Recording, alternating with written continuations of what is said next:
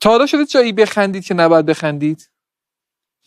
وای وای وای یعنی دو جا خیلی شده ها. ببین تو آخه 2 بار اتفاقی افتاد بر من تو 2 جایی که دیگه من ویران بودم. میدونی تو اون موقعیت من خندیدم دیگه واقعا کجا بود یعنی؟ بود.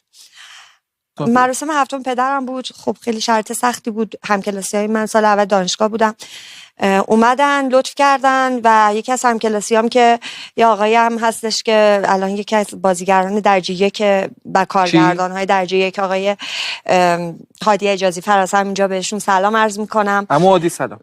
آره و هادی جان هم زحمت کشیدن اومدن. عمو هادی همکلاسی شما بله. بوده؟ با سن پدر شما. هادی فکر میکنم 2 سال از من بزرگتره. بعدش دیگه اومدن و ما نشستیم و 3 تا از بچهای دیگه هم بودن و ایشون خیلی لطف کردن. یه لحظه گفتم به من که خانم میرعلمی تا شقایق هست زندگی باید کرد. من نمیدونم چرا خندم گرفت. خنده داره یکی تو مراسم.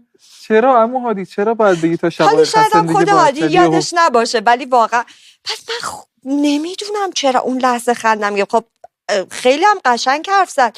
یکی از شعرهای سهراب سپهری هم گفت. خب باشه چرا آخه آدم باید بشه اسم پدرش رو دست خندم گرفت و من این خدا رو شکر شالی که روی سرم بود اینو برداشتم و گذاشتم جلوی صورتم و بچه‌ها فکر کردن من دارم گریه میکنم و من اینو هیچ جا نگفتم که خندیدی دوستی. من انقدر بعد دیگه این دوستام سارا چی کار میکنه یادم نیستش اون یکی بچه مرزی برزو